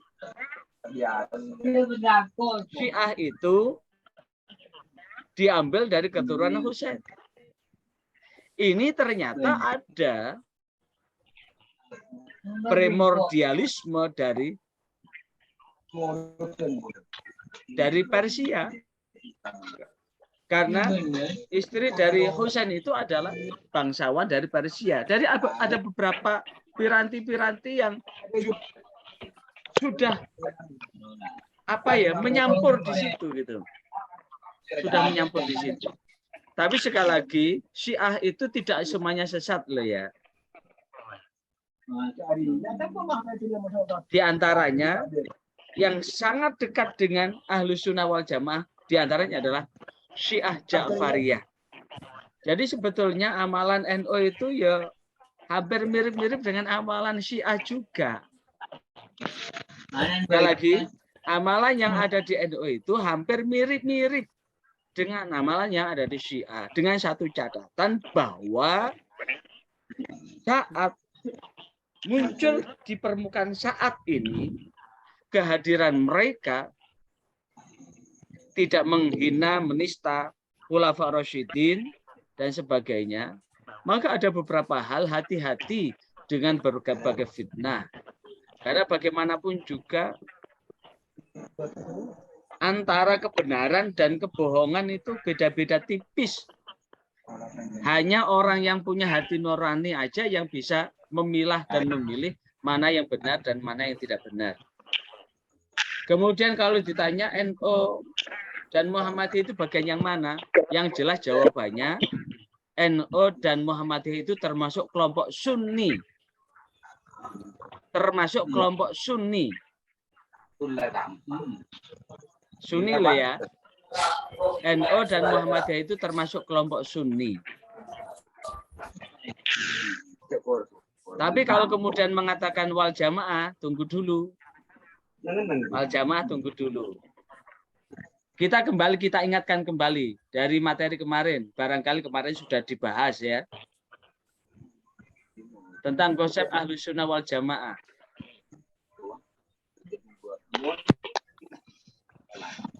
Ahlus Sunnah wal Jamaah.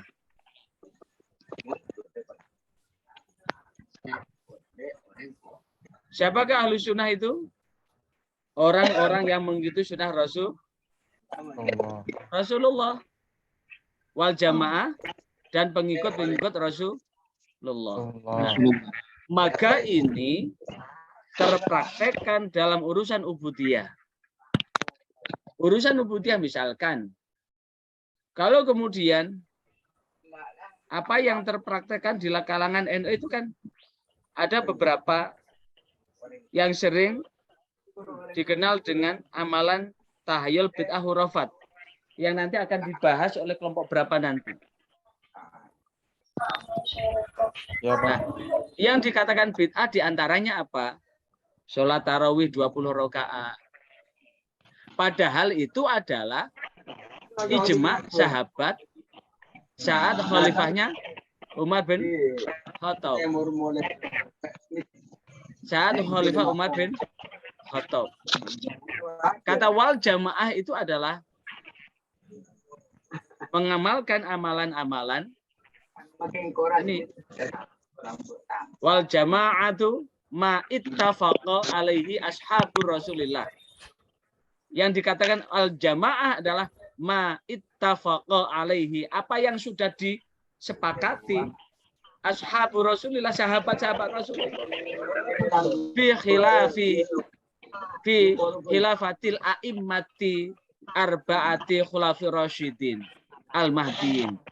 Nah, apa yang kemudian ada beberapa yang disepakati di zaman Abu Bakar, di zaman Umar, di zaman Utsman. Nah, di antaranya yang paling terkenal yang sering sekali diserang sebagai amalan bid'ah adalah sholat tarawih 20 rakaat. Nah, kalau ditanya Muhammadiyah itu termasuk aswaja? Enggak. Sunni iya, tapi al-sunnah wal jamaah tunggu dulu. Tapi dari sisi mutakalimin, ilmu kalam, tauhid, sekali lagi dari sisi tauhid, Muhammadiyah itu termasuk ahlus sunnah wal jamaah. Dari sisi ubudiyah, kelompok sunni, ahlus sunnah, tapi wal jamaahnya tunggu dulu. Soalnya gemanya adalah kembali pada kemudian umatku akan pecah ke dalam 7 golongan. Tapi satu hal yang perlu kita catat. Sudah khotam ngajinya Ihya? Ihya-nya sudah khotam? Man qala la ilaha illallah fi akhir hayati.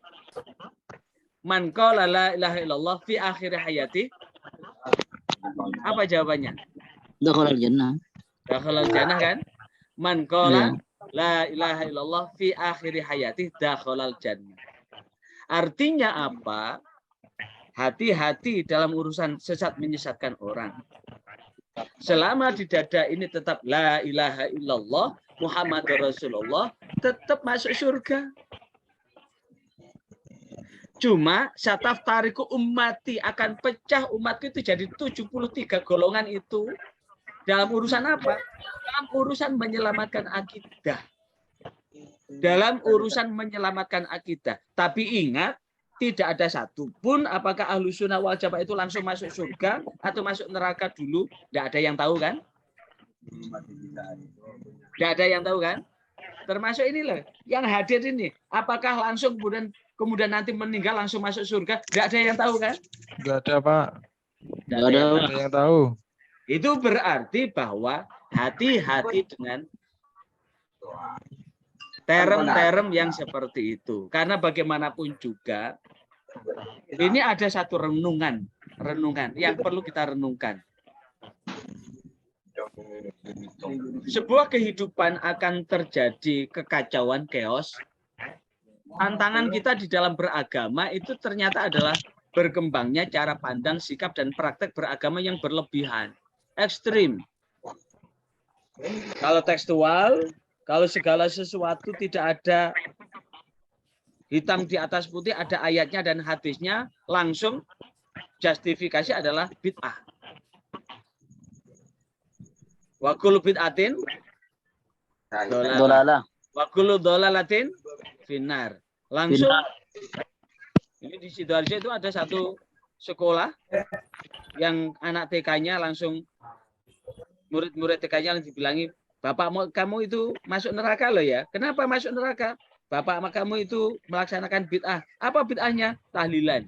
Jadi tahlilan itu, yang berangkat tahlilan itu langsung gurunya ngomong bahwa bapak kamu itu masuk neraka karena sesat. Nah, artinya apa? Segala sesuatu yang tidak ada ayatnya, tidak ada hadisnya, langsung justifikasi adalah. Dan yang paling miris adalah ketika praktek cara pandang dan sikap yang berlebihan itu mengesampingkan martabat kemanusiaan. Tantangan yang kedua adalah berkembangnya klaim kebenaran subjektif dan pemaksaan kehendak atas tafsir agama. Tafsir agama itu kadang-kadang orang menafsirkan bahwa apa yang ditafsirkan itu paling benar, pendapatnya paling benar, sementara pendapat orang lain adalah salah. Ini yang menjadi tantangan kita, sehingga apa yang perlu dilakukan? Pilihan Ahlus Sunnah wal Jamaah ini adalah pilihan yang tepat untuk tetap kita rawat di Indonesia ini, karena Ahlus Sunnah wal Jamaah itu bukan hanya tekstual, tapi juga kontekstual. Bukan hanya ayatnya, tapi juga memahami asbabun nuzulnya. Bukan hanya hadisnya, tapi juga memahami asbabul wurudnya. Karena setiap ayat itu sebab-sebab yang menyertainya, yang disebut dengan asbabun nuzul. Hadis itu ada sebab-sebab yang menyertainya, yang disebut dengan asbabul wurud. Nah, inilah yang kemudian menjadi bagian yang tak terpisahkan buat kita semua di dalam rangka apa? Merawat keberagaman kita yang ada di negeri tercinta ini, sehingga dengan harapan bahwa ada harmoni antara satu dengan yang lain, sehingga keberagaman kita tetap Islam adalah rahmatan lil alamin. Sekali lagi, Islam ini tetap menjadi rahmat bagi alam semesta ini. Adanya Islam ini mampu menjadi rahmat bagi alam semesta. Sehingga harmoni kehidupan di antara satu dengan yang lain akan tetap terjaga. Indonesia juga tetap bisa kita rawat tanpa harus ada friksi, kemudian benturan satu dengan yang lain. Karena bagaimanapun juga semuanya kan tidak tahu apakah ini termasuk orang yang ahli surga atau tidak. Jangan kemudian ketika baru memahami satu titik aja sudah merasa bahwa dirinya seakan-akan sudah memegang lisensi atau sudah menjadi panitia surga. Seakan-akan dia sudah masuk panitia surga. Sehingga daftar dulu ke panitia surga itu. Padahal belum tentu. Termasuk orang yang membunuh dirinya dengan bom kayak dia adalah termasuk tour leader menuju surga itu. Sudah mengatakan bahwa sudah ditunggu bidadari dari surga. Itu adalah pengelabuhan. Dan sekali lagi kita umat ini jangan mudah tercabik oleh isu apapun, karena apalagi sekarang ini di era 4.0, di era transformasi digital ini semuanya serba mudah tergoda, mudah terbujuk, dan bahkan sekarang terorisme, radikalisme ini tidak ketemu langsung. Jadi membaca dari situs atau lihat video dari situs itu sudah terpapar radikalisme. Dan ini yang perlu kita hindarkan. Maka melalui mata kuliah Ahlus Sunnah wal Jamaah ini mudah-mudahan ada kemanfaatan dan keberkahan buat kita semua.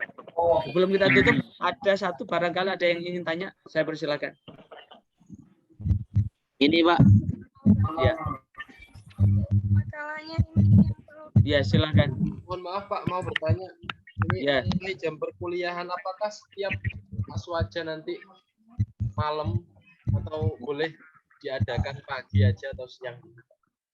Kalau boleh tukar pagi, saya tukar pagi karena saya dalam kegiatan apapun tidak ingin nabrak keistiqomahan jamaah sholat tepat waktu. Barangkali di antara mahasiswa ini ada yang sudah istiqomah jamaah sholat zuhur tepat waktu, sehingga kemudian begitu dengar azan tetap juga melakukan kuliah. Yang berdosa itu saya.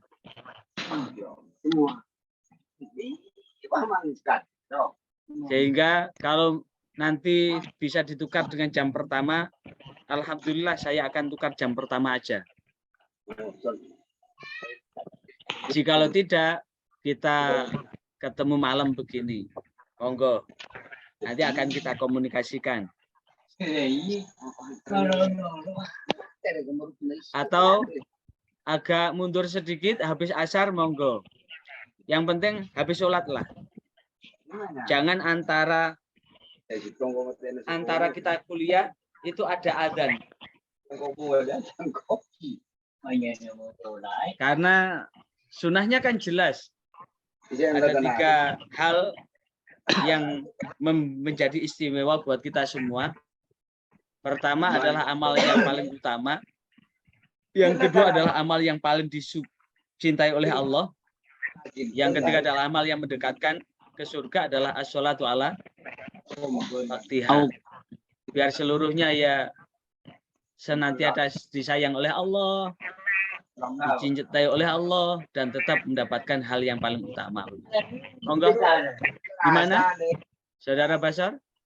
Gak apa-apa. Tukar pagi gak apa-apa. Kalau pagi jangan, Pak. Kalau pagi jangan. Atau habis subuh? Masih repot dengan penonton Jawa. Lebih enak malam saja, Pak.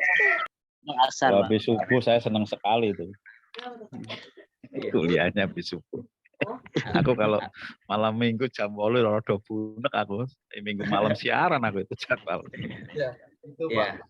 Kendala kalau Ya gini aja wes. Itu kan kalau bisa di jam pertama itu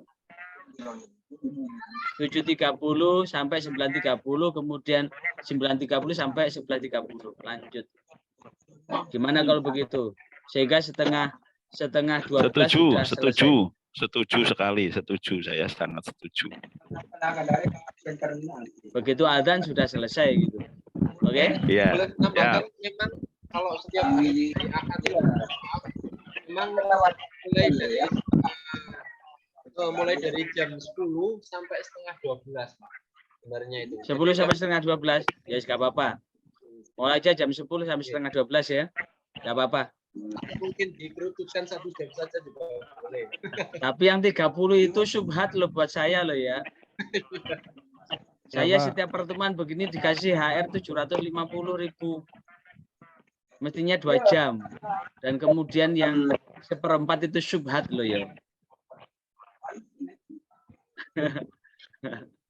Tapi kalau teman-teman sepakat barangkali enggak, Pak. Kontrak Jangan. belajarnya. Jangan. Sepakat Pak. Jangan. Itulah yang kemudian jadi kacau di dunia. Ya. Iya, Pak ya. Oke, nggak apa-apa. Saya Nanti ikut ketua. ya segini aja wes, jam 10 kita mulai. Begitu adzan kita skores dulu sholat ya. Setelah kita lanjut ya. Siap. Oke, Siap, kita Pak aja wes. Ustadz. Ya. Begitu kita dengar adzan skores dulu sholat. Oke? Oke, Pak. Oke, Pak. Dok. Oke. Cukup ya. Kita lihat ini ada yang kecil nangis ini minta adik itu. Ya. Saya Pak, Assalamualaikum. Waalaikumsalam. Ya. Oke. Barangkali ada yang ditanyakan lagi? Saya Pak. Ya, silakan. Saudara Saya Muzakir. Muzakir Pak. Ya, Mohon maaf monggo. saya ketiduran saya Pak tadi Pak. Oke. Monggo. Jadi sedikit mengamati dari apa yang disampaikan oleh Bapak dosen dan teman-teman tadi. Saya mungkin sedikit memberikan komentar dan mungkin pendapat. Monggo. Jadi untuk membentengi para kaum muda Nahdliyin itu ya pertama seperti yang disampaikan oleh Ustadz Abdullah tadi ya sama. Jadi kita harus membentengi dari kanan kiri Pak. Ya. Kalau yang kanan itu kan hubungannya dengan fundamentalisme, ekstremisme gitu ya. Ya. Kita tidak menuduh kepada manhaj salafi saja. Jadi yang merasa mungkin yang terlalu kita hindari gitu. Nah, kebetulan di kanan itu ada Ikhwanul Muslimin, ada HTI, ada manhaj salaf dan lain ya.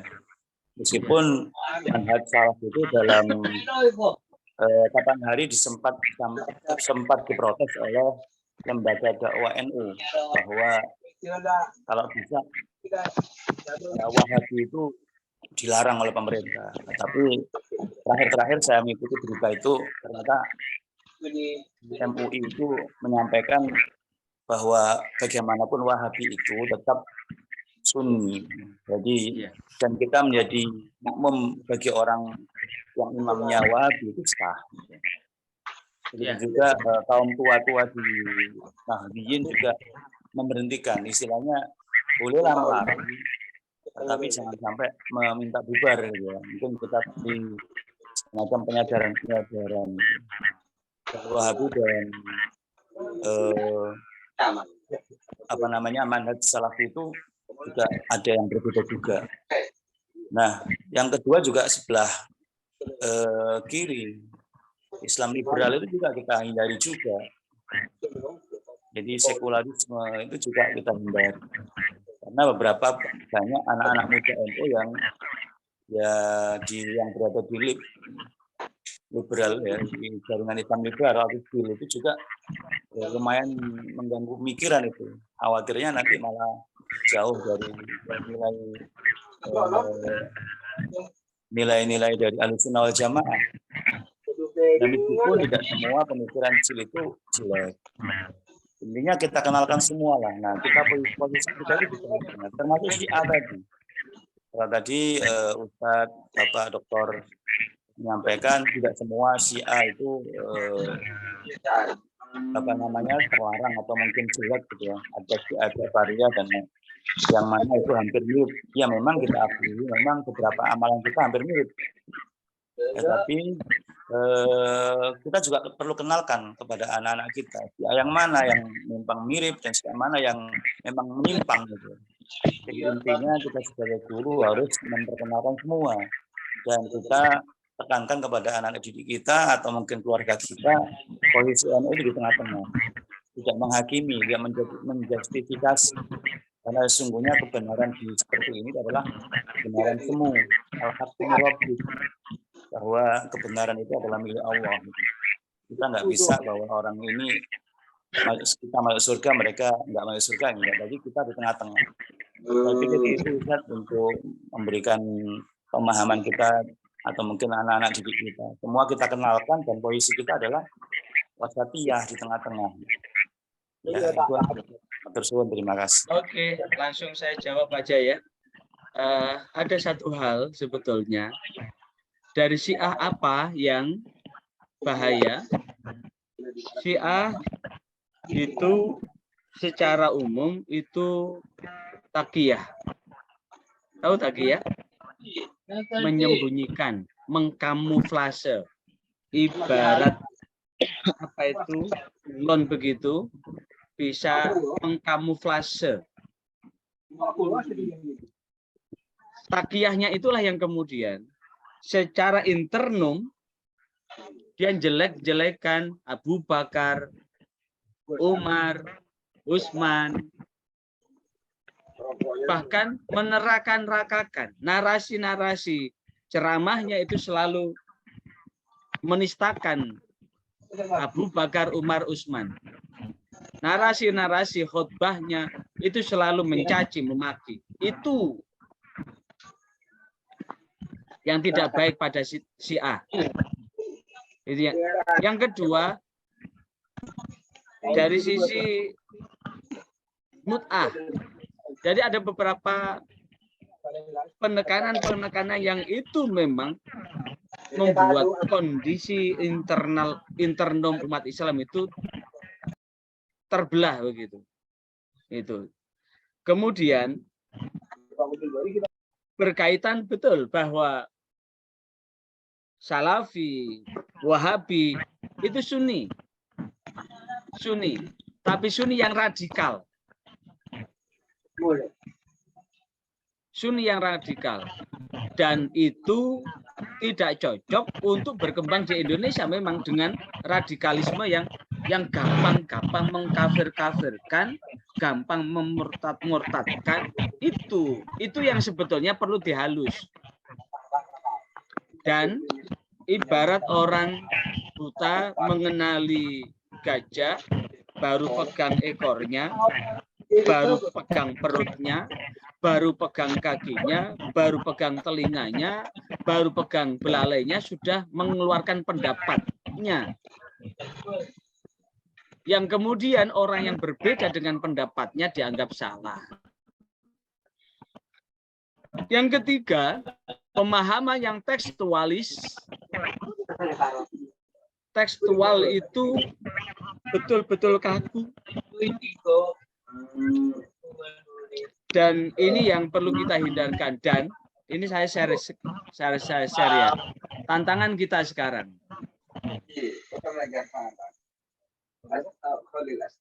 Saat ini populasi Indonesia 87% beragama Islam, sebagian besar terkonsentrasi di Pulau Jawa dan Sumatera. Jawa itu 130,6 juta. Maka berdasarkan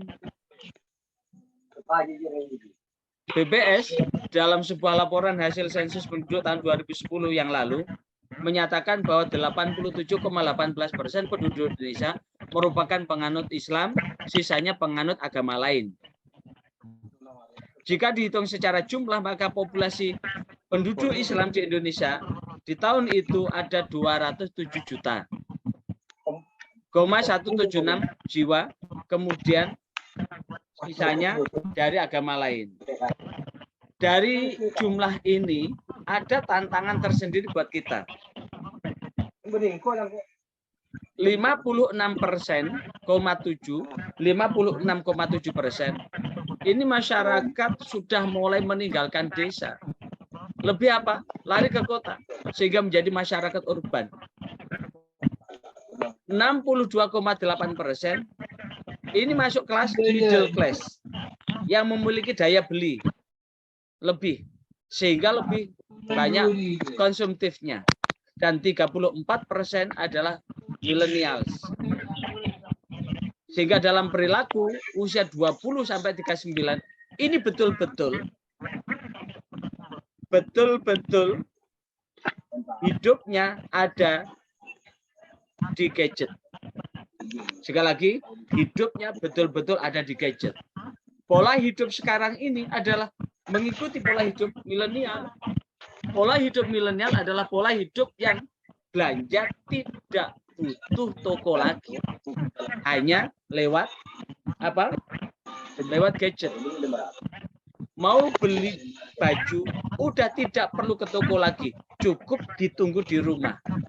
Mau ambil uang, nerima uang, tidak perlu ke kantor bank, ke ATM, cukup dari rumah. Inilah yang kemudian menjadikan pola hidup yang betul-betul tersembunyi.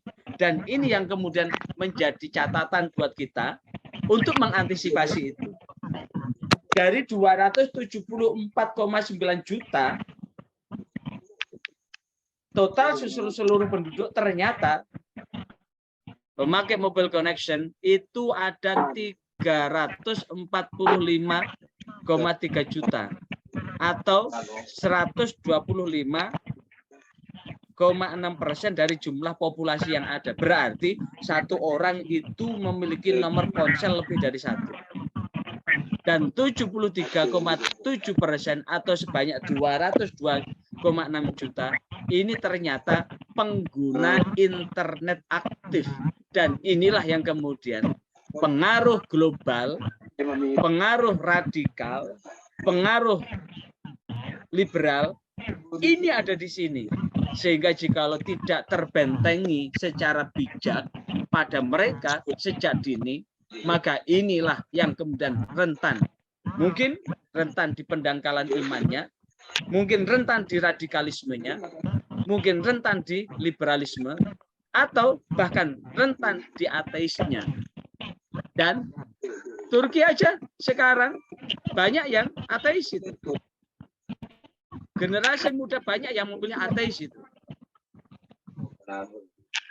Kemudian pengguna sosmed aktif sebanyak 61,8% atau 170 juta. Bayangkan itu. Makanya ini kemudian orang sama pakai konten sehingga kemudian apa? Konten dengan berbau menistakan, beberapa konten yang sempat viral kemarin apa? Ada laki-laki, ada 2 orang, laki dan perempuan, yang jadi imam laki-laki, yang jadi imam perempuan, kemudian membaca surah Al-Kafirun dibolak-balik itu. Itu kan termasuk dalam kategori penistaan itu. Mempermainkan ayat itu untuk sekedar mencari konten. Lah, hal-hal seperti inilah yang ini akan menjadi tantangan, termasuk dari akidah juga. Dari sisi akidah juga. Makanya kemudian Muslim Indonesia akan menghadapi tumbuhnya generasi baru Muslim yang jumlahnya mencapai 30 juta di tahun 2020 kemarin itu. Tahun 2020 kemarin itu 30 juta generasi Muslim baru antara milenial, middle class, dan urban. Dan ini bagian dari Muslim, dari fakta yang kita hadapi. Dan ini masuk dari siswa-siswi saudara yang ada di sekolah-sekolah yang menjadi tanggung jawab saudara. Ini yang kemudian, jikalau kemudian kita tidak bijak di dalam rangka membentengi akidah Ahlussunnah wal Jamaah, maka ini juga akan rentan sekali dan akan tergilas dengan teknologi informatika ini. Sehingga estimasi populasi generasi Muslim baru ini dengan jumlah itu maka akan mencapai di tahun 2040 akan mencapai 87% itu nanti. Maka dengan demikian akan semakin tertantang kita. Dan orang ngaji itu sudah tidak butuh ke majelis taklim. Cukup ngaji lewat HP. Nah, tidak selektif ketika siapa yang kemudian jadi panutannya. Jamaah, oh jamaah. Jadi kiai-kiai karbitan muncul sedemikian rupa. Tokoh panutannya sudah berubah. Ini yang menjadi tantangan kita semua ya. Karena itulah mudah-mudahan dengan mata kuliah ini kita bisa mendiskusikan, bisa menggali keislaman kita, keberagaman kita secara bijak, sehingga kita bisa membimbing umat ke jalan kebenaran, keselamatan. Tapi ingat, untuk tidak mudah mengatakan orang lain sesat, tidak mudah mengatakan orang lain kafir, tapi tetap bagaimana kita memandang cara keberagaman kita yang wasatiyah. Sekali lagi, cara keberagaman kita yang wasatiyah, bagaimana kita memiliki cara pandang, sikap dan praktek beragama dalam kehidupan bersama inilah yang keseluruhan mampu mengaktualkan esensi dari ajaran agama. Yang semua menjadi tugas kita adalah bagaimana umat kita ini tafaqquh fiddin, mendalam dan paham tentang Islam itu sendiri. Cukup ya? Ada pertanyaan lagi? Atau kita tutup? Saya kira cukup Pak dosen. Oke. Terima kasih. Mari kita tutup dengan surah Al-Asr. Bismillahirrahmanirrahim. Wal asri innal insana lafi khusrin illa alladzina amanu wa 'amilus solihati wa tawassaw bil haqqi wa tawassaw bis sabr. Subhanakallahumma wa bihamdika asyhadu an la ilaha illa anta astaghfiruka wa atubu ilaik. Dan itu nanti dari mahasiswa ini nanti bisa kerja sama Pak Zulianto ini. Oh iya, siap. Bisa kerja sama Pak Zulianto ini nanti bisa masuk tabung haji, tabung umroh nanti. Untuk khusus mahasiswa Unsuri nanti akan dikasih harga dasar nanti. Oh iya, umroh itu sih budale, sih bayarnya keri. Alhamdulillah. Oke. Mohon maaf semuanya, saya tadi sambil live tetap konsisten untuk ikut on kamera. Luar biasa, Ustaz. Oke, makasih. Mohon maaf ya kalau ada salah hilang. Tolong kameranya dinyalakan, semuanya dinyalakan. Saya absen ini. 1, 2, 3. Oke, makasih. Wassalamualaikum warahmatullahi wabarakatuh. Waalaikumsalam warahmatullahi wabarakatuh. Terima